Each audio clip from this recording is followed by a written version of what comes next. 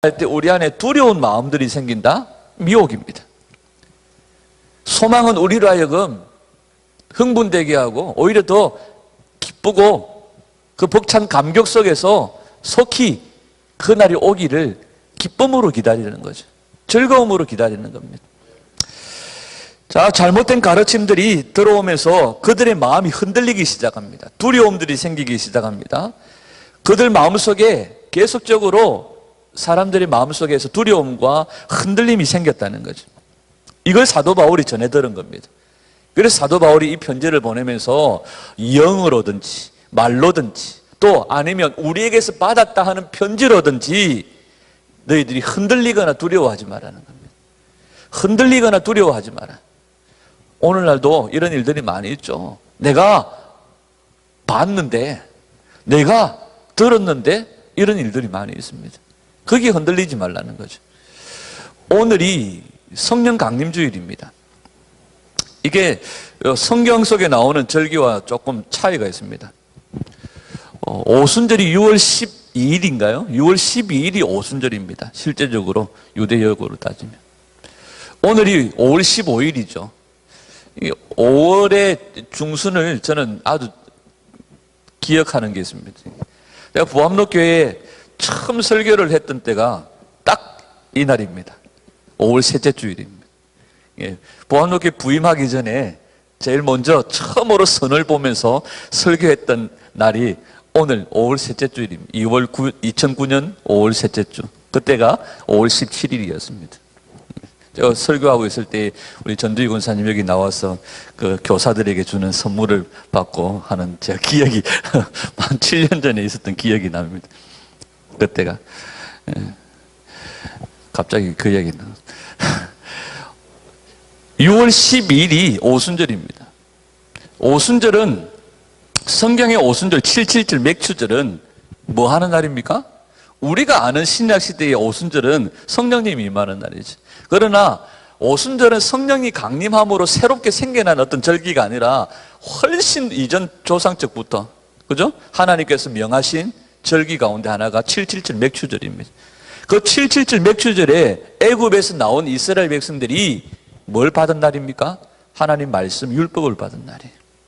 그리고 오순절 날, 신약시대 오순절, 예수님 부활하시고 승천하시고 난 이후에 10일 뒤에 오순절 날에 성령님이 임하신 그날에 성령님이 뭐하러 오셨겠습니까?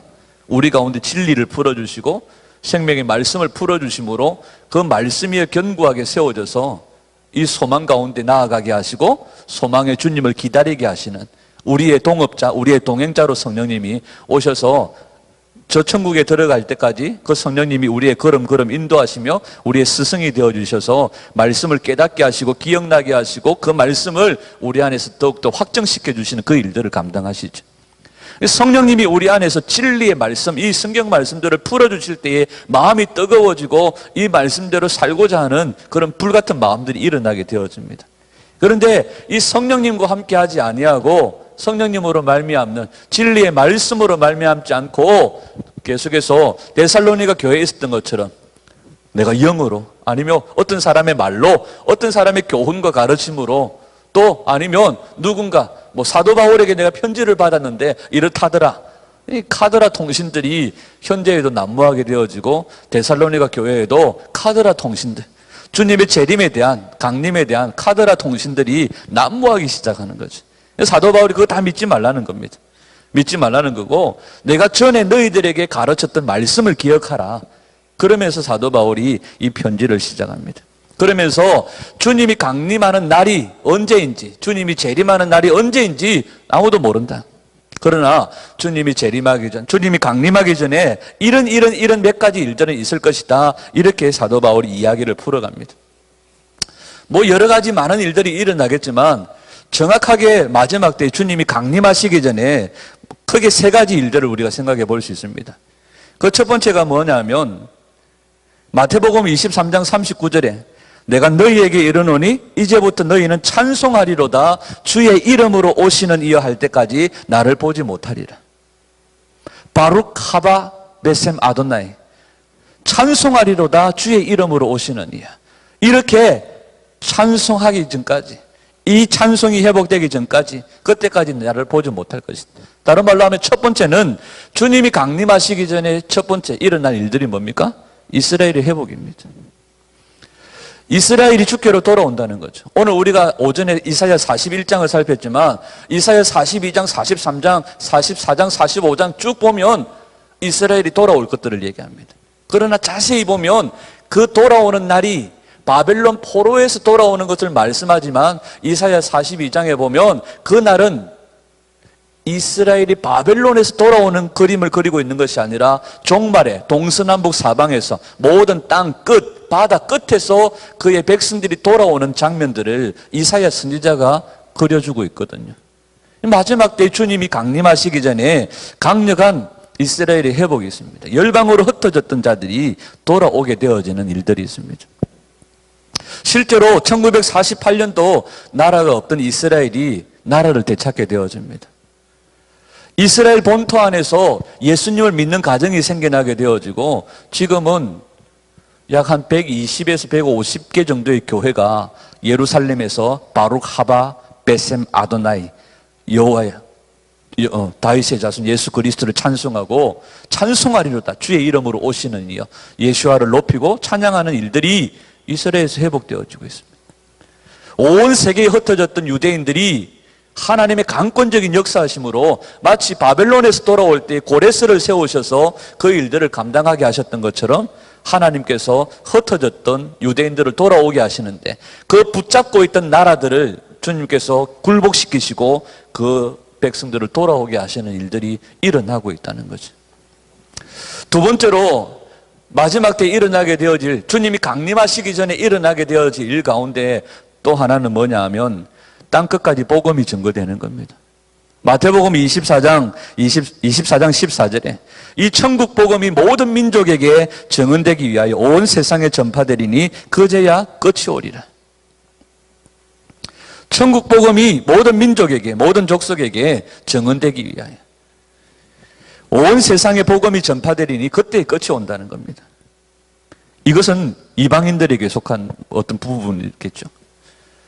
이스라엘의 회복은 이스라엘과 예루살렘에 대한 부분이지만 자, 여러분 2000년 동안 전체 55%밖에 안 되던 전도 상황에서 1989년도에 로잔 대회를 거침으로 미전도 종족에 대한 관심이 가져지고요. 14창에 걸쳐져 있는 그곳에 거의 95%의 미전도 종족이 있다는 것을 발견하게 되어지고 집중적으로 선교하기 시작했어요. 2015년 기준으로 3천 종족 정도밖에 남지 않았고요. 이 속도로 가면 2025년에서 2030년에 모든 민족, 모든 종족에게 복음이 증거된다는 거죠. 끝이 다 됐다는 겁니다. 주님이 오실 날이 임박했다는 거죠. 또 하나, 주님이 강림하시기 전에 일어날 일 가운데 또 하나가 뭐냐 하면 계시록 6장 9절에서 11절까지에 보면 순교자의 피가 차기까지 스탑 기다려라 뭐 이렇게 얘기하시죠. 순교자의 피가 찰 때까지. 다섯째 인을 떼실 때 내가 보니 하나님의 말씀과 그들이 가진 증거로 말미암아 죽임을 당한 영혼들이 제단 아래에 있어 큰 소리로 불러 이르되 거룩하고 참되신 대주제여 땅에 거하는 자들을 심판하여 우리 피를 갚아주지 아니하시기를 어느 때까지 하려 하시나이까. 각각 그들에게 흰 두루마기를 주시며 이르되 아직 잠시 동안 쉬되 그들의 동무 종들과 형제들도 자기처럼 죽임을 당하여 그 수가 차기까지 하라 하시더라. 순교자의 수가 차기까지. 그러니까 주님이 강림하시기 전에 그 날과 그 시는 우리가 모르지만 그 강림하시기 전에 일어나는 일들 가운데 이스라엘의 회복이죠. 되고 있습니다. 돌아오고 있습니다. 모든 민족, 모든 족속에게 복음이 증거되어지는 거예요. 다 채워져 간다는 거죠. 순교자의 피가 차기까지. 지금도 계속적으로 뭐 하루에 얼마요? 하루에 30만 명? 아니면 1년에 몇십만 명씩 순교자들이 일어나고 있다는 겁니다. 지금까지 기독교인들과 유대인들을 포함해서 약 순교자가 1억 1천만 명. 1억 1천만 명. 1억 5천까지 본다요. 순교자. 그러니까 계속적으로 지금 IS나 이슬람의 어떤 덕세로 인해 가지고 엄청난 순교자들이 계시록 6장 11절의 말씀처럼 순교자의 피가 찰 때까지 주님께서 잠시 기다리라. 이제 그 순교자의 수가 엄청나게 더 예전보다도 훨씬 더 많은 이들이 일어나고 있고, 그 일들을 볼 때에 뭘 우리는 생각할 수 있습니까? 주님의 강림하심이 가까웠다. 오늘 우리가 하루를 살고 내일을 맞이할 때에 또 하루가 주님 앞으로 가까워지고 주님 만날 날이 가까워지는 거죠. 주님이 강림하시기 전에 이런 일들이 있을 수 있습니다. 아니, 이런 일들이 있습니다. 그리고 어둠의 세력들의 가운데서 일어나는 일들이 있습니다. 그게 뭐냐면 오늘 본문에도 보면 3절입니다. 3절 한번 같이 읽습니다. 시작. 누가 어떻게 하여도 너희가 미혹되지 말라.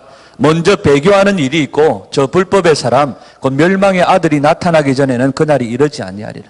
어둠의 세력 속에서 일어나는 일들이 있습니다. 첫 번째는 배교하는 일들이 있다는 거죠. 그 다음에 멸망의 아들, 불법의 사람, 멸망의 아들이 나타난다는 겁니다.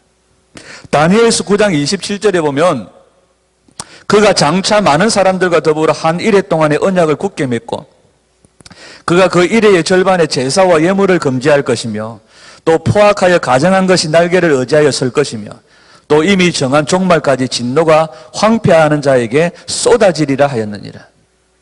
거룩한 곳에 멸망에 가정한 것들이 세워지는 거죠. 이게 뭐 예전에 우리나라가 신사참배할 때에 신사참배 일제시대 때에 교회마다 뭐 하게 합니까? 뭐 신사를 향하여 절하게 하고 이 수준을 뛰어넘습니다. 거룩한 곳에 뭘 세운다고요? 멸망에 가정한 것. 저 그리스도가 출현하게 되어지고 저 그리스도의 신상이 세워진다는 거죠. 이게 그냥 교회 안에 상징적으로 교회 안에 뭐 우상을 향하여서 절하게 한다. 신사 참배하듯이 그냥 어느 쪽을 향하여 절하게 한다. 이게 아닙니다. 성전에 거룩한 성전에 제사를 폐하고 그곳에 멸망에 가정한 우상을 세우는 거죠. 그러면 이게 어디서 일어나야 될까요? 부암로 교회가 아니죠. 성전에서 일어나야 되잖아요. 그러면 지금 성전이 없어요. 그 일들이 있으려면 뭐 해야 됩니까? 유대인들은 필히 성전을 세우고 저 그리스도가 출현하고 저 그리스도는 그곳에 자기를 신으로 세우고 하나님을 우습게 여기고 그 일들이 마지막 때에 어둠의 세력들을 통하여서 일어난다는 거죠. 이게 예루살렘에서 벌어질 거라는 거예요. 그리고 계시록 9장에 보면 뭐가 유브라데 강이 마르고 동방의 나라들이 유브라데를 건너 이스라엘로 쳐들어오는 일들이 생길 수 있도록 유브라데 강이 마르게 되어지고 아마겟돈에 집결하게 되어지는 그런 일들이 일어날 거라고 말하죠. 또 계시록 17장에 보면 큰 엄녀가 등장할 거다 이렇게 얘기합니다. 큰 엄녀가 붉은 옷을 입고, 지금도 현재 보면 세계 단일 정부의 색깔이 붉은 색깔이에요. 마지막 때 어둠의 세력들을 통하여서 저 그리스도가 등장합니다. 자기를 하나님으로 하나님의 자리에 앉히게 되어지고, 이사야 13장에서 23장까지가 열방의 심판에 대한 장면이 나옵니다. 그리고 이사야 14장에 보면 우리가 보통 교회에서 14장을 천사의 타락, 마귀의 타락, 그러니까 천사가 타락해서 마귀 뭐 이렇게 하나님을 배반하고 땅으로 떨어지는 그 일들을 기록했다고 얘기합니다. 그 장면이 루시퍼가 계명성 루시퍼에 대한 이야기라고 고백하는데, 근데 사실상 그 장면을 자세하게 보면 마지막 때의 이야기를 하고 있습니다. 저 그리스도가 자기 정체를 드러내고 세상을 대표하는 바벨론 위에 자기를 군림하고 자기를 하나님의 자리에 앉히게 되어지는, 하나님보다 높아지려고 하는 그런 시도들을 마지막 때에 하게 된다는 거죠. 자, 주님이 강림하시기 전에 이런 일들이 있습니다. 우리는 알고 싸우면 싸움이 쉬워요. 여러 가지 다른 여러 가지 뭐 짐승의 표, 뭐 베리찜 여러 가지 일들이 일어나게 되어지고, 또 사랑이 식어지고 뭐 자기 배를 사랑하고 자기를 사랑하고 이런 일들은 태반으로 일어나게 될 것이고요. 크게 어둠의 세력들 가운데서 일어나는 일과 또 주님이 강림하시기 전에 일어나는 이스라엘의 회복과 그 다음에 땅끝까지 복음이 증거되어지고 그 다음에 순교자의 피가 차는 이런 일들이 크게 일어난다는 거죠. 우리가 이 현상들이 지금 일어나는 것들을 보게 되어집니다. 그러면 주님이 오실 날이 가까웠다는 것을 우리가 더 실감하게 되어지는 거죠. 그러면 우리가 이때 어떤 자가 되어져야 될까? 어떤 교회가 되어져야 될까요? 여러분, 오늘 본문에 보면 11절에 보면 이러므로 하나님이 미혹의 역사를 그들에게 보내사 거짓 것을 믿게 하시면 12절에 진리를 믿지 않고 불의를 좋아하는 모든 자들로 하여금 심판을 받게 하래.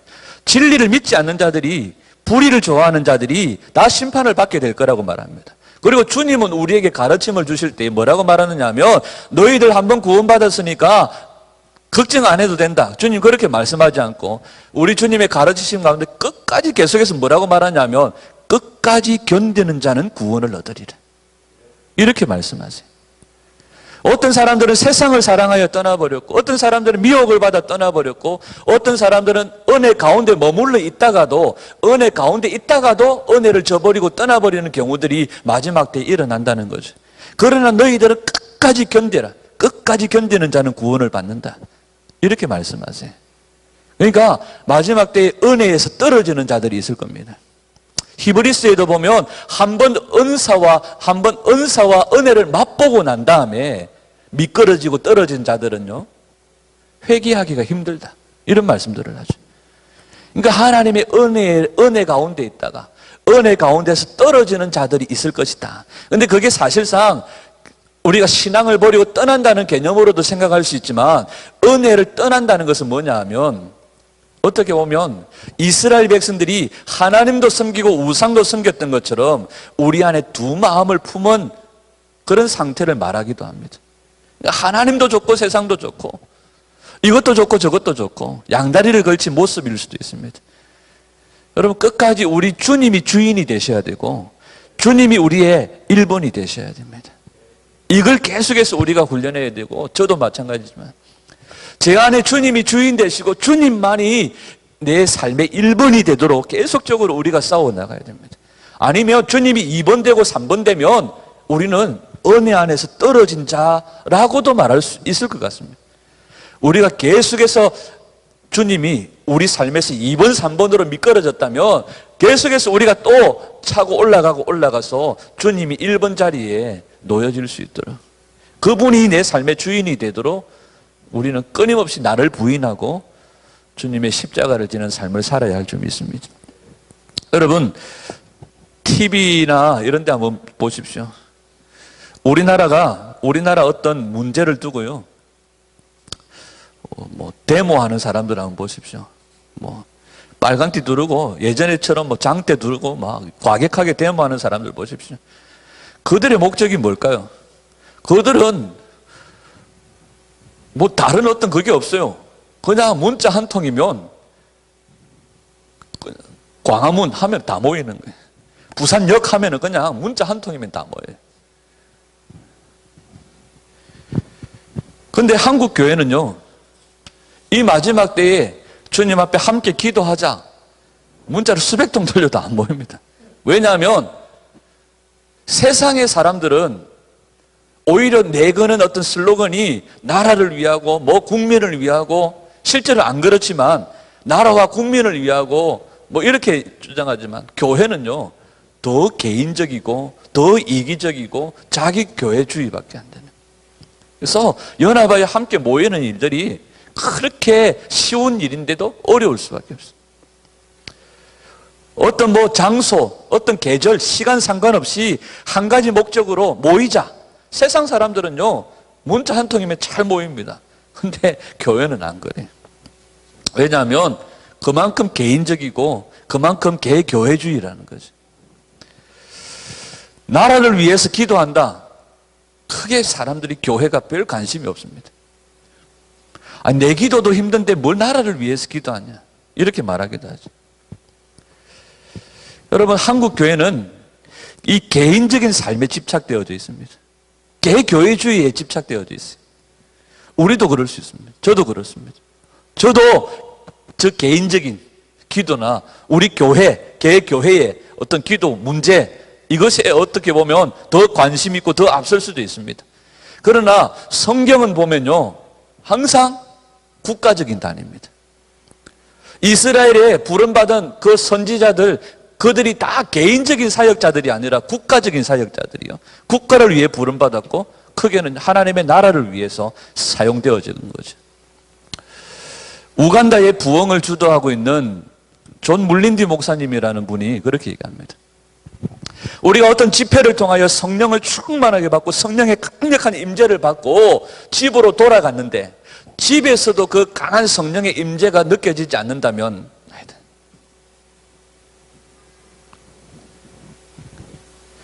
그게 무슨 말이냐면 내가 성령으로 충만한 것은 내 개인을 위한 것이 아니라 그 성령의 충만함은 가정과 도시와 국가로 확장되어져야 되고 넓혀져야 된다는 거죠. 내 개인만을 위한 어떤 성령 충만을 구하는 것이 아니라 도시와 나라와 민족을 향하여서 이것이 확장되어지고 영향력을 끼칠 수 있는 그런 국가적인 부르심이 우리에게 있다고 그렇게 이야기를 합니다. 자, 사도행전 10장에 보면 고넬료가 베드로를 초청하여서 하나님 말씀을 들을 때에 고넬료의 가정에 성령님이 임합니다. 그런데 그 고넬료의 가정에 임한 성령님이 어디로 확장되어집니까?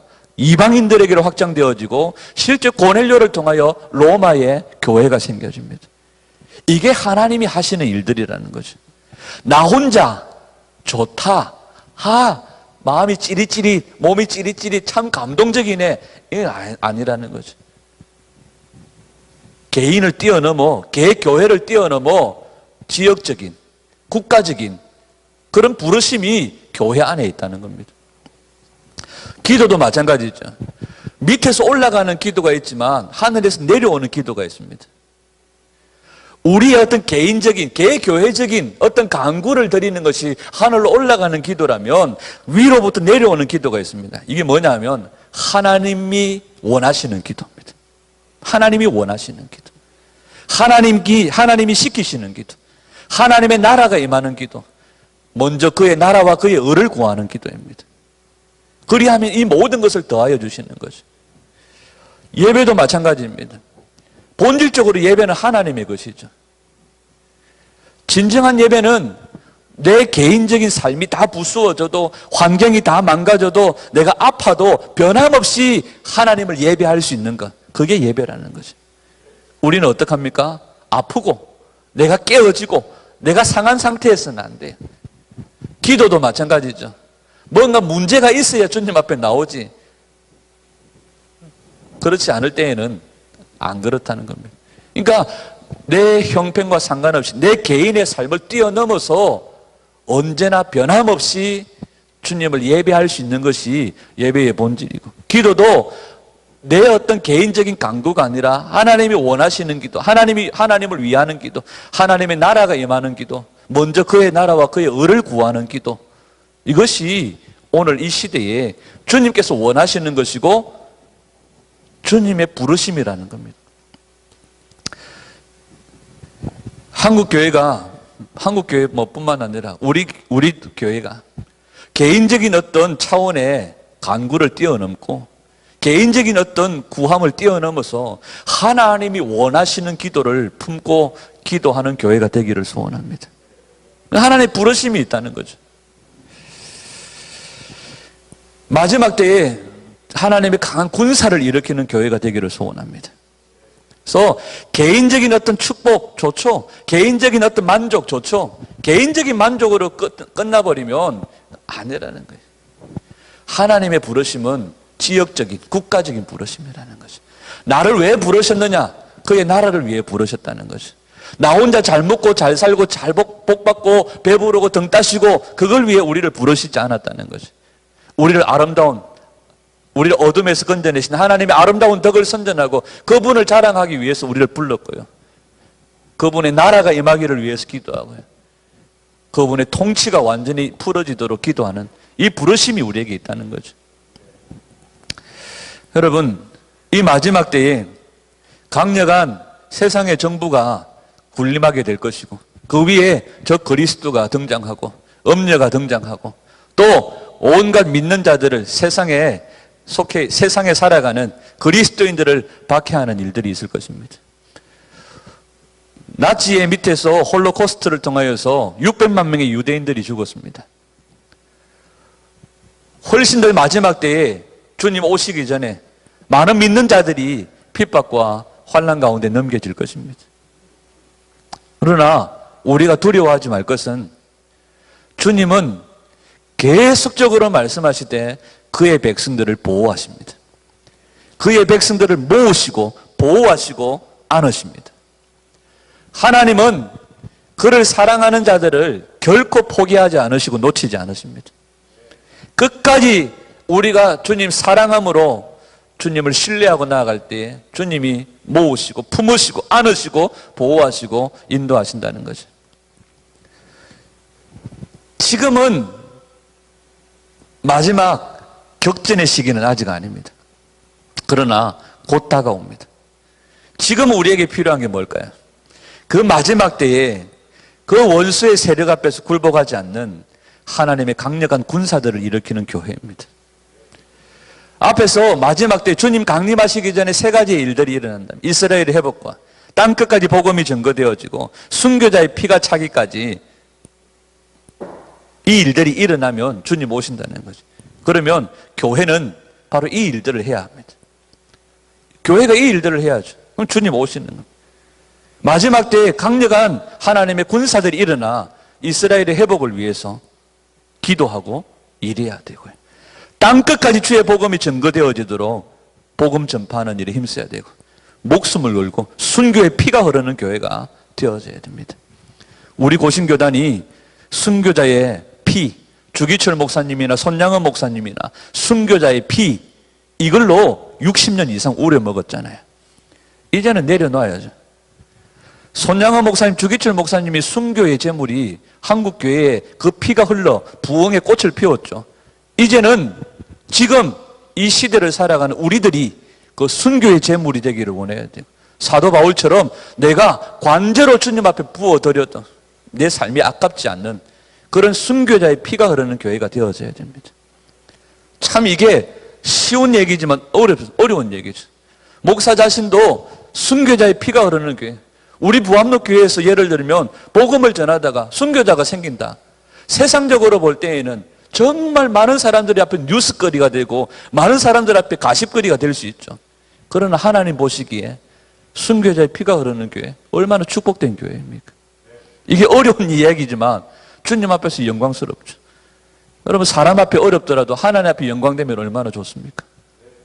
여러분 우리가 이스라엘의 회복과 또 만민 모든 민족의 복음 전파를 위해서 또 순교의 피가 흐르는 그리하여 주님이 오시는 그 길을 예비하고 주님 오실 길을 닦는 교회가 된다면 그리고 마지막 때 강력한 하나님의 군사들이 어디에 내어놓아도 담대하게 당당하게 그리스도를 증거하는 교회가 된다면 그게 정말 우리의 소망이자 또 아버지의 소망이 아닐까 생각합니다. 이사야 19장 16절에 보면 애굽에 대한 하나님의 심판을 이야기합니다. 근데 애굽에 대한 심판을 얘기하는데 19장 16절에 가서 19장 16절 맞네. 19장 16절에 가서 하나님이 애굽을 이집트를 회복할 것을 말씀하세요. 이집트를 통하여 하나님 찬송을 받으실 것들을 말씀하시고 이사야의 또 다른 부분에 보면 이집트와 아수르가 하나님 앞에 그 예루살렘 왕의 대로를 따라서 돌아올 것들을 얘기하세요. 그런데요 그 말씀을 붙잡고요 이집트 교회가 기도하고 있어요. 하나님 성경에 이렇게 말씀하지 않습니까? 우리 이집트가 우리 애굽이 왕이 오실 길을 예비하는 나라가 되게 해주십시오 하고 지금 얼마 전에 IS의 테러를 당한 콥틱 교회 그 성도들이요 이사야 19장 16절을 붙들고 기도하고 있어요. 마지막 때에 이집트와 아수르에 관련된 나라가 이란, 이라크 뭐 이런 중요한 나라들입니다. 그 나라들의 사람들이요 그 약속의 말씀을 붙잡고 기도하는 사람들이 있습니다. 그 나라에서 신앙의 자유가 없으니까 그 나라에서 못하니까 하나님이 그 나라를 흔들어 가지고요 이 얘네들을 흩어버리신 거예요. 흩어져서 이들이 그리스로 가고 스위스로 가고 시리아는 아니고 여러 나라들로 흩어지면서 그곳에서 뭘 만납니까? 선교사들을 만나고 복음을 듣게 되어지고, 그들이 그 흩어진 그곳에서 비록 자신들의 몸이 난민이지만 그들이 자기 나라의 회복, 하나님이 말씀하신 왕의 대로를 따라 다시 동문으로 오시는 그 메시아를 기다리면서, 주님의 강림을 기다리면서 그들이 기도하며 애통함으로 부르짖는 일들이 지금 일어나고 있다는 거죠. 우리가 부산에서 이 해운대 바다, 저 광안리 바다만 보고 있으니까 아무것도 지금 깜깜하게 잘 모르지만, 지금 하나님, 제가 아침에 그런 마음이, 새벽에 그리스에 선교하시는 선교사님이 보내온 카톡을 읽으면서 하나님이 급하시구나, 하나님이 열방을 흔들고 계시구나, 이란에 복음이 못 들어가니까, 사우디에 복음이 못 들어가니까 그 나라를 흔들어서 집에서 쫓겨나고 집에서 도망쳐가지고 난민으로 세상을 떠돌다가 그곳에서 복음을 듣게 하시고 다시 그 나라로 들어가게 하시고 또 그 나라를 위해서 중보하게 하시고 예수님을 만나는 그런 일들을 주님이 흔들어, 지금 세계를 흔들어 이 일들을 진행하고 계시는 거는 흥분이 되는 거예요. 하나님은 약속하신 말씀들을 하나하나 세밀하게 이루어 가십니다. 여러분, 그리스도께서 강림하시기 전에 이런 일들이 있습니다.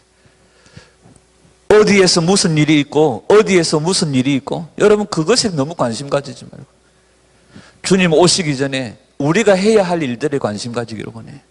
그건 뭐냐면 말씀과 기도로 내 자신을 거룩하게 하는 겁니다. 성령님과 함께 진리의 말씀 가운데로 더 깊이 들어가는 겁니다. 사도 바울이 오늘 그렇게 우리가 다음 주 한번 살펴보겠지만, 내가 너희들에게 가르쳤던 말씀, 그 말씀을 더욱더 견고하게 붙들으라고 말씀하세요.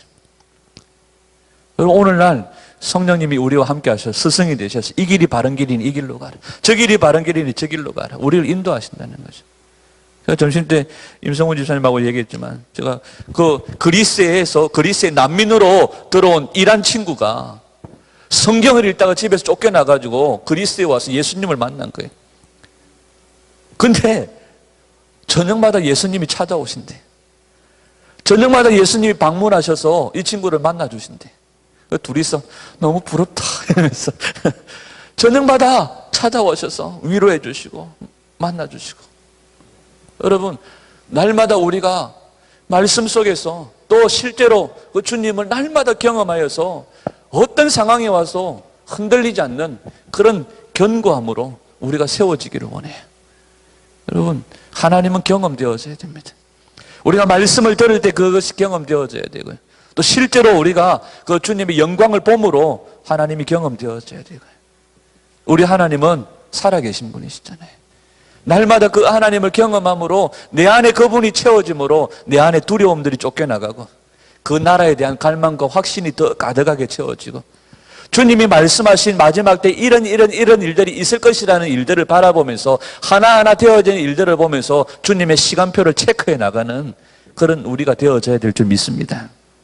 중요한 것은 두려워할 필요가 없습니다. 주님이 우리의 보호자가 되시고 피난처가 되시고 반석이 되십니다. 우리의 육신은 죽여도 영혼은 죽이지 못하는 그들을 두려워하지 말고 영과 육을 능히 죽이시고요, 지옥불에 불못에 던지시는 하나님을 두려워하고 하나님을 경외해야 한다면 우리는 담대하게 이 세상을 이길 수 있습니다.